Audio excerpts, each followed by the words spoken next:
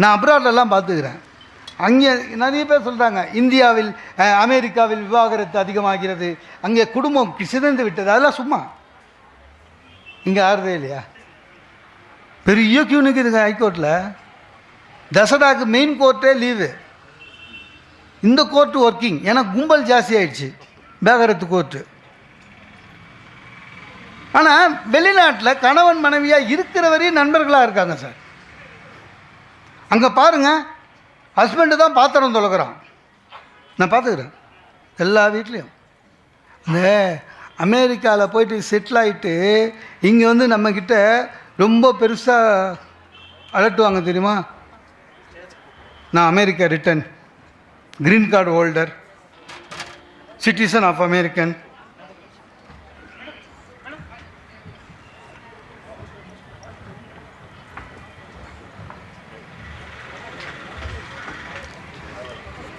Citizen of USA எல்லாம் சொல்லுவான்ல.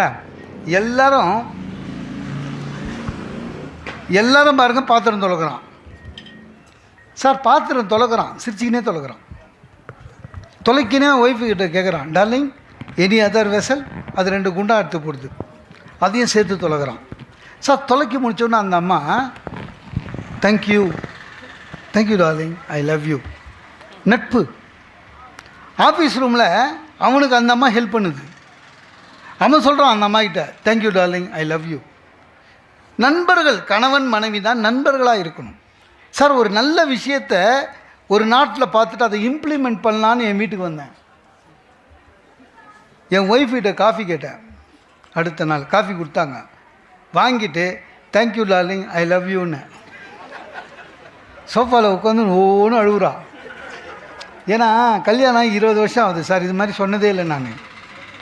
அவன் ஏன் அழுகுறான்னா, லவ் யூ சொன்னதை நம்பலை, அது வேறு விஷயம்.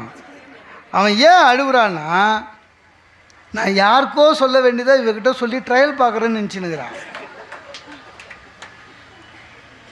கணவன் மனைவி ஒத்துமையாக இருக்கணும்னு மட்டும் இல்லை, எந்த இடத்திலும் கணவன் மனைவியையோ மனைவி கணவனையோ விட்டு கொடுக்காமல் இருக்கணும். ஒன்று கேட்குறாங்களா சார், எதுக்கும் வீட்டில் ஒரு வார்த்தை கேட்டு சொல்கிறேன், எங்கள் ஹஸ்பண்டுக்கிட்ட ஒரு வார்த்தை கேட்டு சொல்கிறேன். அதுதான் உண்மை சார். ஆதிசங்கரர் கதை தெரியுமா? ஆதிசங்கருடைய அப்பா சிவகுரு பிள்ளை, அம்மா ஆரியம்மாள். அவங்களுக்கு குழந்தை இல்லை, 2 பேருமே தூங்குறாங்க. சரியா? ஆரியம்மாள் கனவுல சிவனே வந்து சொல்கிறாரு, உனக்கு ஒரு குழந்தை உண்டு, ஆனால் உனக்கு எப்படிப்பட்ட குழந்தை வேணும்? அறிவார்ந்த பிள்ளை, ஆனால் சின்ன வயசுலேயே செத்து போயிடுவான். இல்லை மக்கு பையன் நீண்ட நாள் இருப்பான், எப்படி ஒரு பையன் வேணும்னு. அப்போ ஆரியம்மா சொல்கிறாங்க, நான் இதை முடிவு பண்ண முடியாது. எது கனவுலையே நான் இதை தனியாக முடிவு பண்ண முடியாது, என் கணவரை கேட்டு தான் சொல்லணுன்றார். யாருக்கு? சிவனுக்கு. சொல்லி முடிச்சுட்டு அந்த அம்மா கண் விழிச்சு ஏந்து பார்த்தா சிவகுரு பிள்ளை மூச்சுனுங்கிறாரு பக்கத்தில். என்னங்க என்ன? இல்லை எனக்கு ஒரு கனவு வந்தது. என்ன கனவு? சிவன் என் கனவில் வந்தார். என்ன கேட்டார்? எதை தான் கேட்டார். புத்திசாலியாக அறிவார்ந்த பிள்ளை, குறைஞ்ச வயசு வேணுமா, இல்லை மக்க பிள்ளையா ரொம்ப நாள்? ஒன்று ஆரியமும், நீங்கள் என்ன சொன்னீங்க? அது எப்படி நானே முடிவு பண்ணுவேன்? நான் சிவங்கிட்டே சொல்லிட்டேன், நான் தனியாக முடிவு பண்ண முடியாது, என் மனைவி கிட்ட கலந்து பேசி சொல்கிறேன்னு. சார், ஆண்டவனே வந்தாலும் சரி, மனைவியுடனும் கணவன் மனைவியுடன், மனைவி கணவனுடன் ஆலோசித்து சொல்லுகிறார் என்று சொல்லி 2 பேரும் ஒரு முடிவுக்கு வந்தாங்க. என்னென்னா, நமக்கு என்ன, ஆண்டவன் எப்படி கொடுத்தாலும் நாம் ஏற்றுக்கொள்ள தயாராக இருக்கணும்னு. அதுதான் அந்த மாதிரி இருக்கணும் சார். அதே மாதிரி கணவன் மனைவிக்குள்ள உறவு பலப்படணும், நல்ல ஒரு குடும்பம் அமையணும்னா ஒன்றே ஒன்றுங்க. என்ன? ஒவ்வொருத்தருக்கும் ஒவ்வொரு டிபார்ட்மெண்ட் இருக்குது, அவங்க அதில் பெஸ்ட்டு, அதில் நம்ம உள்ளே போகக்கூடாது. இல்லை இப்போ புடவை எடுக்கிறது, உண்மையிலே சொல்கிற லேடிஸ் பெஸ்ட்டு. நமக்கு விவரம் தெரியாது, கூட போனோம்னா பணம் கொடுத்துட்டு வெளில வந்துடணும் மரியாதையாக. சில பேர் அதில் போய் கலர்லாம் பார்ப்பான், உனக்கு தெரியாது. ஏன்னா அவங்களுடைய பாணியே தனி சார். அந்த புடவை எடுத்து போடுறாரு, அவரும் நம்ம லேடிஸும் பேசுறது பார்த்தீங்கன்னா தமாஷாக இருக்கும், ரொம்ப தமாஷாக இருக்கும். நம்ம என்ன பார்ப்போம், பட்டு புடவையில் 2 இது பில்லு மட்டும் தான் பார்ப்போம் எவ்வளோ வேலைன்னு. அவங்க அப்படி இல்லை, கலர் கலராக பார்ப்பாங்க. அன்றைக்கி நான் நின்றுனுக்கிறேன். அந்த விற்கிறவர் சொல்கிறாரு, என் ஒய்ஃப் ஒரு 20 படம் பார்த்துச்சு. விற்கிறவர் சொல்கிறாரு, மேடம் உங்களுக்கு வேணால் ராமர் ப்ளூ எடுத்து போட்டுமானார். என் ஒய்ஃப் காட்டுங்க அப்படின்ச்சு. எனக்கு நம்ம இலக்கியம் படிச்சிருக்கோமா, ராமர் ஏது ப்ளூன்னு? ஆக்சுவலாக ராமர் கருப்பு, ராமர் கருப்பு, கிருஷ்ணர் கருப்பு, திரௌபதி கருப்பு, இவன் தான் ப்ளூன்றானு. இந்த என்டி ராமாராவுக்கு ராமர் வேஷம் போட்டு ப்ளூ அடிச்சிங்க. எல்லாருமே ப்ளூ, ராமர்னால் ப்ளூ நினச்சின்னுக்குறோம், ராமர் பிளாக்கு. எனக்கு இந்த படித்த திமிரில் என்ன பண்ணிட்டேன், அந்த புடவை எடுத்து போகிறேன். இந்த ராமர் எங்கே ப்ளூவாக இருந்தாருன்னு. ஏன் சார்? யோ ஏன் சொல்லிக்கிறதா, ராமர் பிளாக்கு. என் ஒய்ஃப் அவன் எதிர்க்க சொல்லுது, சும்மா இருங்க, தெரியாமலையா சொல்லுவாங்க, உங்களுக்கு தெரியாது கம்மன் இருங்க. எனக்கு நான் உடனே இன்னும் ஆயிடுச்சு, கம்மன் சொல்லியிருக்காரு, மெய்யோன் வழி தன்மையை நீங்கள் விரிஜோ. அதுக்கு அவன் சொன்னான், சார் ஏன் நான் சம்பளம் கம்பர்கிட்ட வாங்கலை, ஓனர்கிட்ட வாங்குகிறேன். ஓனர் இதுதான் ப்ளூ, ராமர் ப்ளூன்னாரு, அதான் ராமர் ப்ளூ. அதனால் புடவை எடுக்கிறது என்பது பெண்களுடைய, அதை அதே விட்டுடணும், அது உள்ளே போகக்கூடாது.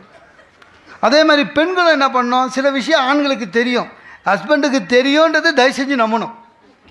உங்களுக்கு ஒன்றும் தெரியாது, உங்களுக்கு ஒன்றும் தெரியாது, நீங்கள் அது லாக் இல்லை, உங்களுக்கு ஒன்றும் தெரியாது, அதெல்லாம் சொல்லக்கூடாது. ஒன்றும் இல்லைங்க, இந்த மகளிர் உரிமை தொகை 1000 ரூபா என் ஒய்ஃப் என்கிட்ட சொல்கிறா, அப்ளிகேஷன் போடணுங்க 1000 ரூபான்னா. நான் சொன்னேன் வராது, ஏன்னா கவர்மெண்ட்டில் சொல்லியிருக்காங்க எது எதுக்கு யார் யாருக்கெல்லாம் கிடைக்காதுன்னு. அது எல்லாம் நமக்கு கிடைக்குது, எது கிடைக்காமல் இருக்கிறதுக்கு. வாடகை வரா மாதிரி 3 வீடு, இபி காரு கிடைக்காது. அதுக்கு அவ சொல்கிறா, உங்களுக்கு ஒன்றும் தெரியாது, பக்கத்து வீட்டு ஆண்டாள் அக்கா ஹஸ்பண்டு சொன்னார் கிடைக்கும். ஆண்டாள் அக்கா ஹஸ்பண்டு ப்ளம்மரு, என்ன வாடகை வீட்டில் இருக்கிறாங்க, அந்த அம்மா வீட்டு வேலை செய்யுது, அவங்களுக்கு கிடைக்கும். அந்த ஆள் என்ன பண்ணிட்டு இருக்கிறாங்க, சார் எல்லாருக்கும் கிடைக்கும்னு சொல்லிட்டு போயிட்டான். யார்? நம்ம ப்ளம்மரு. நம்ம வீட்டில் இருக்கிறவங்களுக்கு என்ன ஒரு நல்ல பழக்கம்னா, உலகத்தில் நம்ம பேச்சை தவிர எவன் சொன்னாலும் நம்புவாங்க. இது இன்னும் சொல்லிடுது நம்மால் யார், ஆண்டாளக்கா ஆண்டாளக்கா ஆண்டாளக்கான்னு. சார் கட்டாயப்படுத்திட்டு போயிட்டாங்க சார். அவங்க அப்ளிகேஷன் கொடுக்குறவங்களாம் சொல்லி தொலைக்கிறாங்க கிடைக்காதுன்னு. அவங்க எதுக்கு வம்புன்னு அப்ளிகேஷன் கொடுத்துட்டாங்க, ஃபில் பண்ணி. எனக்கு அவளுக்கும் ஜாயிண்ட் அக்கௌண்ட்டு ஒத்துக்க மாட்டேன்ட்டாங்க. அதை ஜாயிண்ட் அக்கௌண்ட்டில் போட்டால் நம்ம எடுத்து போவோம் கவர்மெண்ட்டு. பெண்ணுக்கு தனியாக வெறும் வேஸ்ட்டு, அது ஒரு 500 ரூபா. அவங்க சொன்ன பேக்கு ஒரு டொக்கு தெருவில் இருந்தது. என்ன அதில் போயிட்டு பண்ணேன். நான் பூ சொன்னேன் கிடைக்காது கிடைக்காது கிடைக்காதுன்னு. என்ன ஆச்சு, நெருங்குது, எது பல வீடியோ பண்ணுறது, பல வந்துடுச்சு, பேப்பரில் வந்தது. என் ஒய்ஃப் வரலையே இல்லை, நான் சொல்ல சரி வரலனாலும் ஏதோ மெசேஜ் அனுப்புவாங்களாம் பாரு அப்படின்னா. அன்றைக்கி விடியோ காலில் ஏகலை அமுச்சிக்கிறாங்க பேங்க்கில், இன்னும் பாருங்கல்ல ஒன்றும் இல்லை. அந்த பேங்க் இருக்குல்ல, அது வேறு அட்ரஸுக்கு மாறிக்குது. அந்த பிரான்ச்சு மாறின இன்ஃபர்மேஷன் அனுப்பிச்சிருக்கிறான். நான் சொன்னேன், நான் தான் சொன்னேனே கிடைக்காதுன்னு. அது என் ஒய்ஃப் சொல்கிறா, எனக்கு அப்போவே தெரியும், நீங்கள் எடுத்தோன்னே வாய் வச்சுக்கான்னு. இதுவா, அதாவது கணவனுக்கு அது தெரியும்னா மனைவி ஒத்துன்னு சும்மா இருக்கணும். மனைவிக்கு எது தெரியும் கணவன் அதை ஒத்துன்னு சும்மா இருக்கணும். குடும்ப முன்னேற்றத்துக்கு எது ஒரு நல்லதொரு குடும்பம் எது தெரியுமா? எந்த குடும்பம் அதிகமாக சம்பாதிக்க வேண்டும் என்ற ஆசையை விட இருக்கிற சம்பாதியத்தை சிக்கனமாக மகிழ்ச்சியாக செலவு பண்ணுறது எப்படின்னு தெரிஞ்சுக்கிட்டாலே அந்த குடும்பம் உருப்படும். அதுதான் பிரச்சனை. ஆண்களுக்கு அந்த பிரச்சனை இல்லை சார். உண்மையிலே எனக்கு தெரிஞ்ச ஆண்கள் சிக்கன் தான். ஒரு பேண்ட்டு ஒரு ஷர்ட்டு, வருஷம் ஃபுல்லாக ஒரு லுங்கி.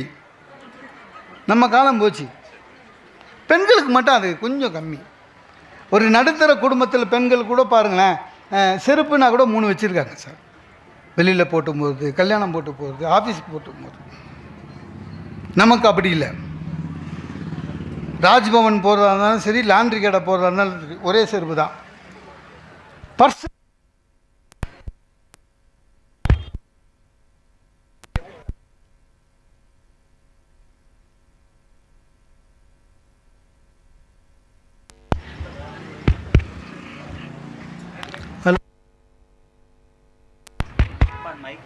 ஹலோ.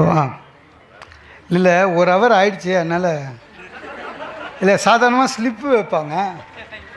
நம்ம ஜெயராமன் சாரை வேறு மாதிரி ஆர்கனைஸ் பண்ணியிருக்காரு. ஒரு வைக்கட் பண்ண எவ்வாறு பேசிட்டோம் இல்லை முடிச்சிடுறேன். என்ன பிரச்சனை தெரியுமா? பர்ஸுன்னு பாருங்கள், 3 பர்ஸு வச்சுருப்பாங்க பார்த்துக்கிறீங்களா? ஆஃபீஸுக்கு போகிறதுக்கு, ரிசப்ஷன் எடுத்து போகிறதுக்கு சாதாரணமாக மளிகை கடை. நமக்கு அப்படி இல்லை சார், ஒரே பர்ஸு தான், அது கிழிஞ்சிருக்கும். ஒய்ஃபு ஃபோட்டோ வேறு வச்சுருப்போம். பர்ஸும் தொலையாது.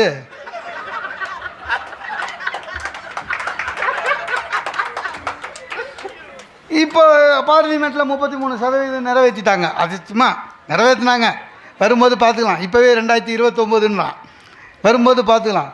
ஒரு விஷயம் என்ன தெரியுமா? நான் ஒன்று கேட்குறேன்.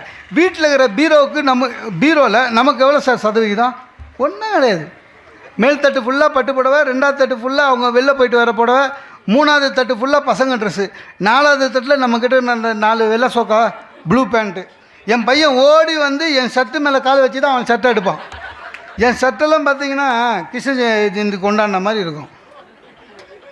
பெண்களுக்கு சிக்கனம்ன்றது வேறு மாதிரி. எனக்கு ஒன்றும் புரியல சார்.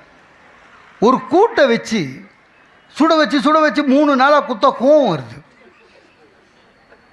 ஏன் அதையே சுட வைக்கிறேன்னா, உங்களுக்கு சிக்கனமே இல்லைங்க, விலைவாசி தெரியல, தக்காளி காய்கறி என்ன விலை தெரியுமா, அதனால 3 நாள் வச்சு. நான் என்ன சொல்கிறேன், விலை தெரியும், ஆனால் செய்யும்போது 3 பேருக்கு எவ்வளோ கூட்டு தேவைப்படுமோ அதை மட்டும் பண்ணுங்க. நீ மொத்தமாக பண்ணி உள்ளே வைக்கிறத அது சிக்கனமா? புரியல. மற்றவர்களை குறை சொல்லுவதே பொழப்பாக வச்சுக்கக்கூடாது. நல்ல குடும்பத்தில் அது அழகில்லை. இந்த விநாயகர் சதுர்த்திக்கு 400 ரூபா ஒரு பிள்ளையார், மண் பிள்ளையார் குறைச்சி கொடுன்னு நின்று கெஞ்சி கூத்தாடி 300 ரூபாய்க்கு வாங்கினேன். வீட்டுக்கு வந்து சொன்னேன், எவ்வளோ விலை அப்படின்னா. 400 ரூபா சொன்னான், நான் குறைச்சி 300 ரூபாய்க்கு வாங்கினேன்ட்டானே. ஏமாற்றிட்டான். ஒரே வார்த்தை, சார் 1.5 கிலோமீட்டருங்க நடந்து போய் அந்த புளியாரை வாங்கினேன். சின்ன பையனாட்டம் கையிலேயே வச்சுன்னு வந்தேங்க, பையிலையும் போட்டு எடுத்துன்னு வரக்கூடாது, திட்டுவாங்க வீட்டில். ஏமாற்றிட்டான் அவங்கள. டக்குன்னு என்ன ஆயிடுச்சு, அது விலை 100 ரூபா தான் இருக்கும்னு சொல்லிட்டாங்க. எனக்கு அன்றைக்கி பிள்ளையார் சதுர்த்தி பார்த்து தீபாத்தனை காமிச்சு கும்பிட்டா மாதிரியே இல்லை. பக்தி எங்கே வரும்? உண்மையே உன் விலை என்னன்ற மாதிரி பிள்ளையாரே ஒரிஜினலாக உனக்கு எவ்வளோ விலை போச்சு. அதே மாதிரி தயவு செஞ்சு நம்ம குடும்பத்தில் பிரச்சனை இருந்ததுன்னா, நம்ம குடும்பத்தில் ஹஸ்பண்ட் அண்ட் ஒய்ஃபு மட்டும் பேசி முடிவு பண்ணிவிடுவோம். 3வது ஆள், சொந்த அப்பா அம்மாவாக இருந்தாலும் சரி, 3வது ஆளை உள்ளே சேர்க்கக்கூடாது. 3வது ஆள் வந்தாலே குடும்பம் நாசமாயிடும். எல்லா குடும்பத்திலையும் சண்டை வரணும் சார், இல்லை சண்டை வரணும், அதான் நல்ல குடும்பம். ஏதோ ஒரு சண்டை எனக்கும் மனைவிக்கும். எங்கள் மாமா வந்தவர் பார்த்தோன்னே தெரியணும்ல, முகம் வேறு மாதிரி இருக்குது, சண்டை போட்டிருக்காங்க, டீசெண்டாக விலகிடணும், இல்லை அதை பற்றி பேசக்கூடாது. அவர் நம்மளை கேட்காம கொள்ளாமல் அவரே ஜட்ஜ் ஆகிட்டார். சோப்பாவில் ஏறி உட்காந்து, அப்புறம் என்ன பிரச்சனை, ஏண்டா அதை எடுத்து போய் சொல்லணும். என்ன ஒன்றும் இல்லை, என் ஒய்ஃபு சொன்னால், நீங்கள் வந்து வீட்டுக்கு வர்றதே பழைய துணியை எடுத்து துவைக்க போட்டுட்டு புது தண்ணி வச்சுன்னு ஊருக்கு கிளம்புறதுக்கு அப்படின்னு ஊருக்கு போயிட்டே இருக்கேன்னு. உடனே என் ஒய்ஃபு அவரை இந்த மாதிரி வீட்டில் தங்க மாட்டுறாரு, வந்தார், ஒரு நாளில் திருப்பி போகிறாருன்னு சொல்லினுக்கிறார். இவர் எம்பக்கம் உண்மையிலே ஜட்ஜாக இருந்தால் எம்பக்கம் என்னன்னு கேட்கணும்ல, கேட்கவே இல்லைங்க. உடனே ஜட்ஜ்மெண்ட் அடிச்சு விட்றாரு. நீ என்ன பண்ணு, இனிமேல் ஊருக்கு போகும்போது உன் ஒய்ஃபையும் கூட்டி போயேன். நம்ம ஏன் ஊருக்கு போகிறோன்னே தெரியல, அதான் இருக்குது. ஒய்ஃபையும் கூட்டி போயால ஜட்ஜ்மெண்ட்டு. நல்ல காலம் என் ஒய்ஃபு. ஏங்க அறிவில்லை உங்களுக்கு? எங்கள் மாமாவை அப்பா திருப்தி. ஏன்னா இங்கே தான் ஜட்ஜுங்களை திட்டலாம். அறிவில்லை உங்களுக்கு? என்ன மாமா இப்படி பேசுகிறீங்க, அவரை மாதிரி என்னையும் பேக் எடுத்துக்கின்னு ஊராக சுற்ற சொல்கிறீங்களா? அவரை வீட்டிலே இருக்க சொல்லுங்கள். அதாவது நம்மளுடைய பிரச்சனையை 3வது ஆளுக்கிட்ட சொன்னாலே அப்படி தான் நம்மளுடைய பிரச்சனை பெருசாகும். சார் ஒரு பிரச்சனை வந்ததுன்னா, இப்போ குடும்பங்களில் ஏன் வந்து பிரச்சனை இருந்துக்கிட்டே இருக்குது தெரியுமா? மறக்க மாட்டோம், அதுதான் பிரச்சனை. ஒரு பிரச்சனை வந்தால் அன்றைக்கி தூங்கி எழுந்த உடனே முட்டணும். நம்மளாம் யாருங்க? உலகத்தில் நாட்டில் நடக்கிற எவ்வளோ பிரச்சனையை நம்ம ஈஸியாக மறக்கிறோம்ல. இல்லை இப்போ உங்களுக்கெல்லாம் தெரியுங்க, விமான விபத்து நடக்குதுல்ல, நடந்த உடனே 150 பேர் செத்து போயிட்டாங்க, 200 பேர் செத்து போயிட்டாங்கன்னு போடுறாங்களா? போட்டவுடனே என்ன போடுவான்? விபத்து நடந்த இடத்தில் கருப்பு பெட்டியை தேடுகிறார்கள். கருப்பு பெட்டி கிடைச்சி விட்டால் காக்பீட்டில் அவங்க என்ன பேசுனாங்க, ஏன் இந்த பிரச்சனை எல்லாம் தெரிய வரும். ஊ போடுவாங்கல்ல. அதுக்கப்புறம் தந்தி பேப்பரில் மட்டும் தனியாக போடுவான். கருப்பு பெட்டி என்பது கருப்பு நிறம் அல்ல, அது ஆரஞ்சு நிறத்தில் இருக்கும், எல்லாம் போடுவான். Correct sir. கருப்பு பெட்டி கிடச்சிச்சு. கிடைச்ச கருப்பு பெட்டியில் என்ன இருந்ததுன்னு இதுவரையும் அவனா சொல்லிக்கிறானா? நம்மளுக்கு நம்ம கவலைப்பட்டிருக்கோமா? ஏன் அதுக்குள்ளே நம்மளுக்கு வேற ஒரு பிரச்சனை வந்துடும். ஆக பிரச்சனையை மறக்கணுங்க. இப்போ நமக்கு இருக்கிற ஒரே பிரச்சனை, நயன்தாரா குழந்தைங்களுக்கு எப்போ காது குத்த போது மொட்டை அடிச்சு 1 வயசு ஆயிடுச்சு. நம்ம அவ்வளோ ஈஸியாக எடுத்துக்கிறோம். அந்த ஈஸியாக எடுத்துக்கிற குணம் நம்ம குடும்ப உறுப்பினர்கள் கூட இருக்கும்போதே வரணும். அதே மாதிரி தயவு செஞ்சு குழந்தைகள் வளர்ப்பிலையும் தெளிவாக இருக்கணும். நம் குழந்தைகள் நம்மை பார்த்து வளர்கிறது. ஞாபகம் வச்சுக்கோங்க. ஒரு குழந்தை கெட்ட வார்த்தை பேசுது வச்சுங்களேன், அது உண்மையிலே அதுவே பேசலை, அது கேட்ட வார்த்தையை தான் பேசுகிறது. ஞாபகம் வச்சுக்கோங்க. நாம தான் நம்ம குழந்தைக்கு ரோல் மாடல். ஞாபகம் வச்சுக்கோங்க. சார் ஒரு அப்பா பையனை போட்டு அடிக்கிறாருங்க. ஏங்க பையனை போட்டு இப்படி அடிக்கிறீங்கன்னா, விற்கிற விலைவாசியில் A4 பேப்பர் காசு கொடுத்து வாங்கிட்டு வரான் சார். ரஸ்கல் சொல்லியிருந்தா நான் ஆஃபீஸ்லேருந்து எடுத்துகிட்டு வந்திருக்க மாட்டேன் அப்படின்றான். அது அப்பா. பையன் நினைக்கிறான் அப்போ A4ன்றது வாங்கிறது இல்லை, ஆஃபீஸ்லேருந்து எடுத்துன்னு வர்றது. ஸ்கூலில் அறந்துறைய விரும்பு. வீட்டில் பிச்சைக்காரன் வந்து அப்பா கிட்ட கேட்குறான், அப்பா ஐயா, அப்பா இல்லைன்ற. எனக்கு உண்மையிலே இல்லை பாவம். இந்த லேடிஸ் வந்து இல்லைன்னு சொல்ல மாட்டாங்க, அவங்க எல்லாமே வித்தியாசமானது. பிச்சைக்காரன் கேட்டால் கூட மா தாயே அப்படின்னா போயிட்டு அப்புறம் வா அப்படின்வாங்க. அப்புறம் வந்தால் சொத்து எழுதி வைப்பியா, அதே ஊசி போன ரசம் தான். இல்லை, நம்முடைய குழந்தை வளர்ப்பில் உண்மையிலேயே குழந்தைக்கு தயவு செஞ்சு யாரையும் ரோல் மாடல்னு சொல்லிடாதீங்க. இவனை மாதிரி வா, அவனை மாதிரி வா, பக்கத்து வீட்டு பையனை மாதிரி வா, ஃபஸ்ட் ரேங்க் வா, ஃபஸ்ட் ரேங்க் வா, கலெக்டராகு டாக்டராகு. நான் சொல்லியிருக்கேன், எல்லா பசங்களும் டாக்டர் ஆகிட்டா யார் தான் சார் பேசிட்டு வருது? எல்லோரும் கலெக்டர் ஆகிட்டா யார் தான் தபேதாரா வருது? யாராவது ஒருத்தர் 2 பேர் இருக்கணும். எல்லாமாவா ஃபஸ்ட் ரேங்க் வாங்க முடியும்? குழந்தைங்களை பிடிச்சி, அதுலேயும் இந்த பெண்கள் இருக்காங்க பாருங்கள், குழந்தைங்க மேலே பயங்கர அக்கறை. அவங்க குழந்தைங்க கிட்டேயே என்ன சொல்லிடுறது, அவங்க தான் அவனுக்கு அப்பாவை விட நான் தான் உனக்கு ரொம்ப கஷ்டப்பட்டு வளர்க்குறேன்னு குழந்தைகிட்டயே சொல்லுவாங்க. அது ரொம்ப ஆபத்து. ஏன்னா குழந்தை அப்பாவை 10 பைசாக்கு மதிக்காது. இல்லை, முன்னெல்லாம் சார் என் பையன் சின்ன பையனாக இருக்கும்போது ஆஃபீஸில் போயிட்டு டயர்டில் வருவோம். வீட்டுக்கு வந்த உடனே காலையிலேருந்து நானே சமையல் பண்ணணும், வீடை பார்த்துக்கணும், அதை பண்ணணும். இந்த பையனுக்கு ஒரே சத்தம். தெரியாமல் வாய் விட்டேன். நான் சாயங்காலம் ஆஃபீஸ் வந்தோன்னே குழந்தைய பார்த்துக்கிறேன்னு. எனக்கு உண்மை தெரியல சார். உண்மையிலே காலையிலே அவளுக்கு 10 மணியோட வேலை முடிஞ்சிடுது. பையன் சாப்பிட்டு தூங்கிடுறான். சரியா? பையன் 5 மணிக்கு தான் எழுந்துக்கிறான் சார். எதுக்கு? ரவுடித்தனம் பண்ணுறதுக்கு. கரெக்டாக நம்ம 5 மணிக்கு தான் வரும். 6 மணிலேருந்து சீரியல் ஆரம்பிக்குது. ஸோ குழந்தைய நம்மக்கிட்ட கொடுத்துட்டு அவள் உட்காந்துடுறா ஓரமாக. நம்ம பையன்தான் இந்த 8 கிலோ தூக்க முடியாது. அவன் இறங்க மாட்டான். இறக்கி விட்டால் மார்க்கர் பெண்ணை எடுத்து செவரெல்லாம் இருக்கிறான். சோஃபா மேலே ஏறி எஸ்கிமோ மாதிரி நடக்கிறான். வேடிக்கை காமிங்கன்னா குழந்தைங்க என்ன சார் 900 ஸ்கொயர் ஃபீட்டில் என்னங்க வேடிக்கை காமிப்பீங்க? சரி, நானும் வந்து அவனை கையில் தூக்கின்னு வெளியில் போயிட்டு எதிர் வீட்டில் இருந்த அம்மாவை பார்த்து ஆண்டி வர்றா, டாட்டா காமிடா, ஏதோ புதுசாக ஃப்ரெண்ட்ஸு பிடிக்கலான்னு பையனுக்குங்க. ஆண்டி வர்றான்ற அழுகுறான். ஏன்னா அவனுக்கு வந்து எப்படின்னா என் இடுப்பில் இருக்கணும், ஆனால் அவங்க அம்மா கிட்டேயே நிற்கணும். அவனுக்கு அது அம்மாங்க போர் அடிக்கல, நமக்கு போர் அடிக்குது. தொல்லைங்க.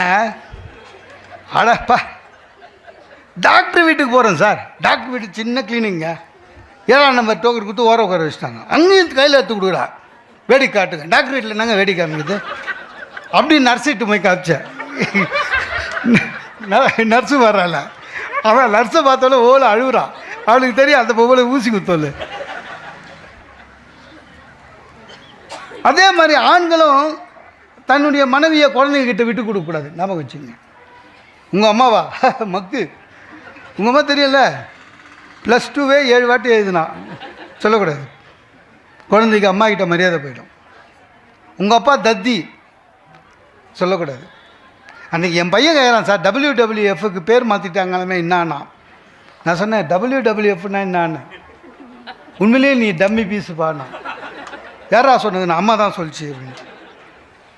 ஒன்றே ஒன்று சொல்லுகிறேன், கணவன் மனைவி என்பவர் 2 கண்கள். ஒரு கண் கலங்கினால் இன்னொரு கண்ணிலும் கண்ணீர் வர வேண்டும். அதுதான் நல்லது ஒரு குடும்பம். ஒரு பெண், எங்கள் சுகிசிவன் சார் சொல்லுவார், ஒரு பெண்ணை அடக்கி ஆண் ஜெயித்து விட்டால் அந்த இடத்தில் ஆண் ஜெயித்தது என்ற அர்த்தம் அல்ல, அந்த இடத்திலே ஒரு மிருகம் ஜெயித்தது என்ற அர்த்தம். ஒரு ஆணை அடக்கி பெண் ஜெயித்து விட்டால் பெண் ஜெயித்தவள் அல்ல, அந்த இடத்திலே ஒரு பிடாரி ஜெயித்து விட்டாள் என்று அர்த்தம். ஆக அன்பு, பொறுமை, விட்டு கொடுத்தல் இருந்து குழந்தைகளை ஒற்றுமையாக அன்புடன் இருக்கிற குடும்பம் நல்லதொரு குடும்பம் என்று கூறி வாய்ப்புக்கு நன்றி பாராட்டி விடைபெறுகிறேன்.